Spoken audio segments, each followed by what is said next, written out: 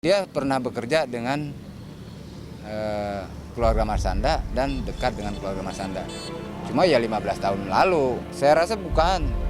Ayahnya Marshanda sudah lama tidak ada, gitu kan. Bukan ayahnya Marshanda. Pengakuan yang bersangkutan, Pak Yusuf itu pernah bekerja di keluarga Marshanda. Tanpa papa pun hidup saya baik-baik aja.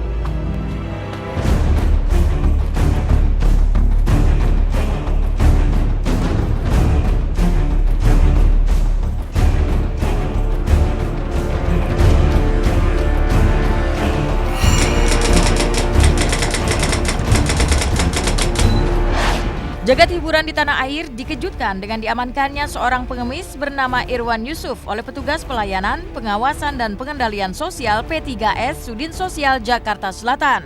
Irwan diamankan petugas P3S saat tengah meminta-minta di kawasan Jalan Bangka, Mampang Perapatan, Jakarta Selatan, Jumat malam lalu. Yang mengejutkan, warga sekitar yang mengenal sang pengemis lantaran telah 3 bulan belakangan ini beroperasi di kawasan Jalan Bangka dan sekitarnya menginformasikan kepada petugas jika sang pengemis dekat dengan keluarga artis Marshanda. Saat dikonfirmasi langsung kepada petugas, Irwan Yusuf hanya mengaku pernah bekerja dan berhubungan dekat dengan keluarga Caca, demikian Marshanda biasa disapa. Menurut Kasudin Sosial Pemkot Jakarta Selatan, Mursyidin, yang bersangkutan tidak secara spesifik mengaku sebagai ayah kandung Marshanda. Lantas, siapakah sebenarnya sang pengemis yang memiliki kesamaan nama dengan ayahanda Caca? Benarkah yang bersangkutan adalah ayah kandung Caca? P3S ketika sedang lingkar di wilayah Kemang dan berakhir di Jalan Bangka, itu menemukan orang yang sedang mengemis. Itu ditangkaplah oleh petugas kami. Setelah ditangkap, ditanya namanya Bapak Irwan Yusuf gitu. Kemudian dibawa ke tepi jalan. Di tepi jalan penduduk sekitar mengatakan bahwa memang sering Pak Irwan Yusuf itu mengemis di wilayah situ. Dan tempat tinggalnya kebetulan mengontrak di wilayah Bangka. Dari masyarakat menginformasikan kalau Pak Irwan Yusuf itu pernah dekat dengan keluarga Marshanda 15 tahun yang lalu bahkan gitu. Ketika masih bekerja dengan ibunya Marshanda gitu. Ya sekarang ini setelah tidak bekerja apapun untuk menghidupi penghidupannya karena dia tidak ada keluarga ya melakukan pengemis. Kita tangkap, kita rujuk ke panti sosial Bina Insan di Cipayung. Yang saya ketahui berdasarkan informasi dari masyarakat sudah 3 bulan. Bapak itu selalu berada di daerah Kemang, di daerah Bangka karena memang dia mengontrak di situ. Itu kan hanya cerita dari masyarakat sekitar ya, bukan saya yang mengatakan dan bukan saya yang menginformasikan. Karena memang Bapak itu sudah dikenal persis dengan masyarakat di sekitar Jalan Bangka gitu. Karena memang dia mengontrak di daerah belakang wilayah Bangka gitu. Jadi ini juga tolong diluruskan, jangan sampai ada isu nanti Kasudin yang mengatakan bahwa itu keluarga Marshanda. Bahkan dari pengakuan yang bersangkutan sebetulnya dengan pengakuan dari masyarakat yang mengenal Pak Irwan Yusuf itu gitu kan. Itu saja sebetulnya. Ya dia mengakui dia pernah bekerja dengan keluarga Marshanda dan dekat dengan keluarga Marshanda. Cuma ya 15 tahun lalu. Saya rasa bukan. Ayahnya Marshanda sudah lama tidak ada gitu kan. Bukan ayahnya Marshanda. Pengakuan yang bersangkutan Pak Yusuf itu pernah bekerja di keluarga Marshanda. Terlepas dari misteri yang menyelimuti sosok sang pengemis bernama Irwan Yusuf tadi, yang jelas sejak usia 7 tahun, Marshanda memang tak lagi dekat dengan sosok sang ayah. Setelah sang bunda Rianti Sofyan berpisah jalan dengan sang suami yang entah kebetulan atau tidak bernama Irwan Yusuf.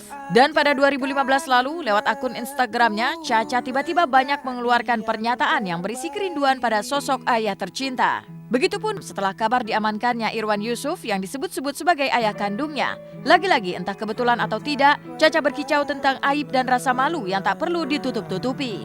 Kicauan ini muncul seiring merebaknya kabar jika Caca telah mendatangi panti sosial Cipayung, Jakarta Timur untuk menemui Irwan Yusuf. Aku hanya memanggilmu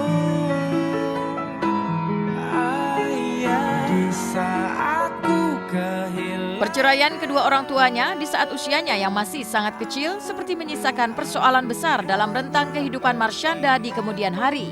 Apalagi selama belasan tahun, sang bunda terus mencoba menutup-nutupi ikhwal perceraian itu.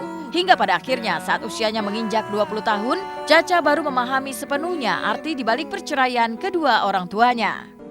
Saya tetap yakinkan kepada dia bahwa meskipun papa nggak ada, tapi kan ada mama, terusnya ada om juga gitu, terus ada paman yang lain juga gitu. Jadi jangan merasa ada yang hilang. Daddy, I've been waiting for you to come. Daddy, I've been praying for you to come back to my life, to be here by my side, to protect me, to kiss me, to give me kiss goodnight. Itu lagu aku bikin pas lagi kangen sama papa. Karena kan papa dengan mama berpisah waktu aku umur 7 tahun. Aku lagi kangen, terus udah gitu tiba-tiba datang aja nadanya ke kepala aku rekam di voice note HP gitu. Tanpa papa pun hidup saya baik-baik aja. Perceraian itu dari umur 8 sampai umur 20. Istilahnya proses aku mencernanya ya. Orang tua yang bercerai dan udah punya anak, si anak itu tuh butuh closure. Banyak orang tua yang mungkin udah kita nggak usah kasih tau ke anak kita, nggak usah ngomong supaya, karena mereka ngehindarin anaknya sakit hati. Tapi sebenarnya seorang anak itu butuh closure, butuh dibilangin kayak mama dan papa sudah nggak bersama-sama, kita udah berpisah, dikasih tahu kita udah pisah. Jadi from now on you should see that mama tidak akan serumah dengan papa tidak akan serumah dengan mama. Kita akan masih berhubungan baik sebagai mamahnya kamu dan sebagai papahnya kamu. Kita berada untuk kamu, tapi kita berdua tidak bersama-sama lagi. Tapi semuanya akan baik-baik aja. Itu tuh butuh closing itu.